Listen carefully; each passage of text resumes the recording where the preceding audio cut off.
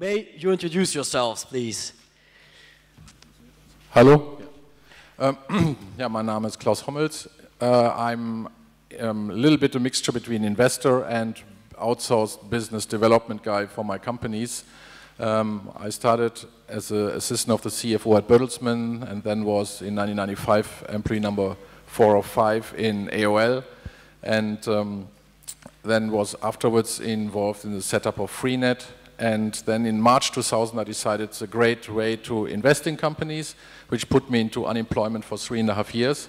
But later on I was a little lucky because I picked some of the better ones, and I'm still trying to do that today. Hi, I'm Rich Riley. I'm responsible for Europe for Yahoo. I joined Yahoo 11 years ago. When I sold my startup to Yahoo, we invented the toolbar in 1998 and sold it to Jerry Yang, who was the corporate development department at the time, and I have been at Yahoo ever since. Thanks. And hi, I'm Anil, Hansjee, and I run the corporate development department for Europe, Middle East, and Africa for Google. Hi, I'm Martin. I'm running Holtzbrinck Ventures. Holtzbrinck Ventures is an early stage investor mainly in Germany. We are doing early stage investments since 10 years, mainly in the consumer internet space by doing 3 things: backing entrepreneurs, doing some kind of special deals where we make carve-out from companies, or we bring companies with established business models to Germany. And third but not least, we are founding companies, looking for an entrepreneur and who runs them and are out only for financial interest. And I'm Kristian Segerstrale. I'm a games entrepreneur. So I founded a mobile games company in 2001, which I built over 6 years, and through various mergers and acquisitions became Glue Mobile, which is now today's 3rd largest mobile games company, public on the NASDAQ. I then founded a company called Playfish 2 years ago, which is one of the largest and fastest growing social games companies. And I was, until 3 weeks ago, its chief executive and co-founder. I am now the, let's see if I remember this correctly, I'm the VP and general manager of Playfish of EA Interactive Electronic Arts. That's who I am now. Well, thank you very much. So the panel really is about one question: strategic M&A, where is it? Lastly, I checked, the biggest 5 internet transactions this year in Europe have all been done by financial parties.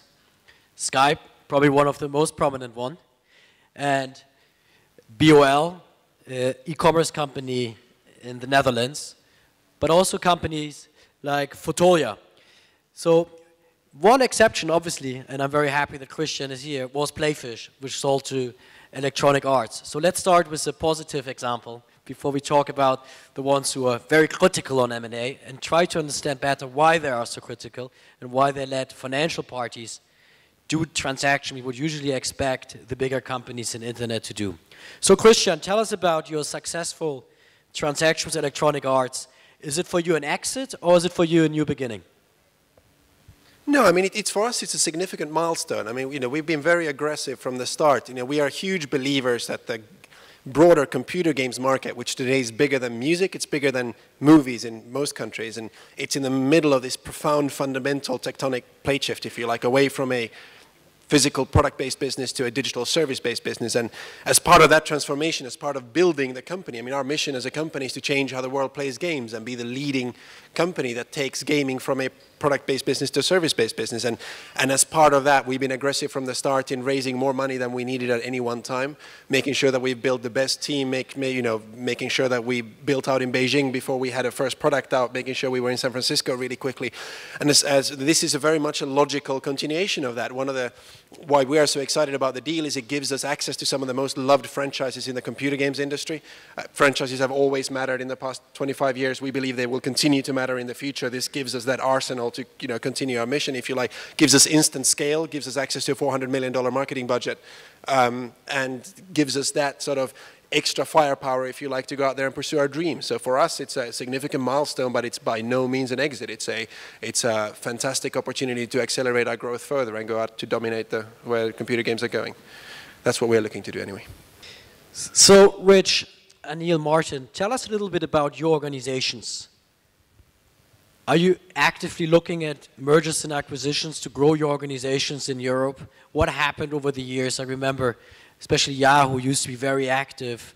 Has your business changed in a way that you're more focused on organic growth? Or tell us a little bit about how you think about M&A these days and what a company needs to bring, and what are the bottlenecks really to see more press releases coming out of Yahoo, Google, and Holtzbrinck? Sure. So our story is a little bit complicated because for the last couple of years we were potentially part of the acquisition. But you know, we also have a new CEO, CFO, and head of mergers and acquisitions all in the last year. So I think we're still calibrating on what makes sense. We did do a recent deal, Maktub, in the Middle East, which is a Yahoo-like service. So certainly in areas of geographic expansion, particularly in the faster growing parts of the world, we continue to actively look for opportunities. So I would say we're constantly looking at strategic deals in Europe and around the world, and we'll continue to. Okay, and what areas, before you pass on, are you specifically interested in? Is it the social gaming? Have you been interested in Playfish possibly as well? Are you jealous about the Electronic Arts move? So I'll be a little bit more generic than that. So three general areas. So one, things that are, you know, audience or content is the primary motivation for buying. Secondly, technologies. We bought Blue Lithium. We recently bought a company called Zoopit in the US, which is a functionality that improves Yahoo Mail. And then the third would be geographic expansion. The sweet spot for us is probably deals in the sub $30 million kind of range, where we can find a small committed team, functionality that makes Yahoo's core services better, and is easily integrated into our existing operations. Anil, you once told me that you receive many, many calls because, at least I want to believe, that Google seems to be often the answer for many, many strategic exits and entrepreneurs coming with a big answer. Yeah, then Google is going to buy me out. Are you going to buy out all these 5,000 underfunded European startups? Well, my email inbox certainly seems that way. But I always give priority to your deals, Marco. Thank you. That's maybe the reason why we haven't done one yet. No, but honestly, what is Google focused on? You gave me some descriptions a couple of weeks ago about workflow computing, cloud computing, etc. Give us some insights, what the strategy is. And what I'm also interested to know, at least back in the past where we saw like 5 times Google wants to buy Yale, that you would not do a business model in Europe before you have kind of primed it in the US. Is it still the case? So if you have a great business model out of Europe, would you not go for it if you haven't done so in the US? So let me start at the first question, which I almost forgot what it was now. But so what are we interested in? It's a very difficult question because of the breadth of all our services. Again, there are some generic answers which are not too dissimilar from Rich, in the sense that we look for geographic opportunities where we may not be number one. And, you know, it's public that we tried to do a deal in Russia last year and got blocked. So there's situations like that.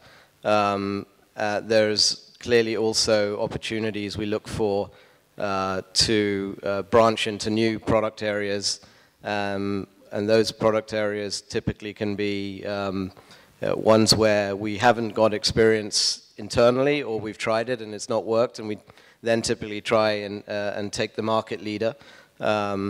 Or we're doing something internally, we're building it up, and what we're looking for is extra speed to market, extra expertise, some bolt-on technologies, and then there tend to be smaller companies that we can fit in for a talent and IP perspective. So that's a sort of generic answer. I think specifically, you know, areas that do interest us are indeed, you know, areas in local, not with Yale though, for the record.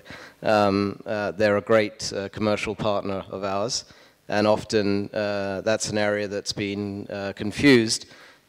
Just because we have a go-to-market strategy and can partner with a company doesn't mean that we necessarily have to buy them. There can often be win-win commercial deals that many of my colleagues slave over for hours to do. So local is obviously important to us. I think that's an area where lots of people have failed. Google Voice and the whole voice space is interesting for us as well. And cloud computing, there's a lot of effort in there too. So, and mobile, I think, is the fourth. So those are sort of 4 examples of areas where we have in Google sort of nascent businesses that have the potential, each and every one of them, of being multi-billion-dollar businesses, and we will definitely want to scale them up and use M&A, and have been using M&A as an attempt to do that. So you want me to answer the second part of the question, or pass it on? So the second part of the question, I think it's a very difficult one to answer, and just to remind people, it was, would we only do a new business model, a business area, if we to start with in the US versus in Europe? And the answer is not necessarily, although clearly the odds are stacked in that favor. I mean, I think the odds are stacked predominantly because we are a US company. The bulk of our workforce, the bulk of our executive team are in the US. It's a lot simpler to see what's around you when you're based there. The US is a significantly large market, the largest ad market that's out there. So right now, the odds are stacked in that favor. But I spent the last year, for example, looking at some very innovative businesses here in Europe that could easily have been beachhead opportunities for us to launch on a global plan. So we definitely don't rule that out. And I think mobile is one area where that could happen. Were we to get into some of the areas that I think Europe has a lot of expertise in, something like games and e-commerce and things like that, that could easily happen in Europe first. But the bottom line is it needs to be a proposition that can scale globally. We're really not interested in launching a new product that purely has a regional angle to it. Martin, tell us about your job. You're working indirectly for Holtzbrinck, which is a big, large German media company. But then you have been involved in the most successful startups. One of them, for example, presented today, Brands for Friends. How do you think, why is it that you are finding the right companies to invest in, and how does it fit into the Holtzbrinck strategy? So in general, Holtzbrinck Ventures is not about to define the strategy for the corporate group. They do that themselves.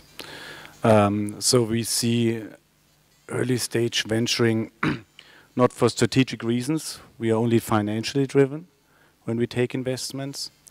And I think we are somehow doing a little bit a different approach compared to our peer group. We are only investing early.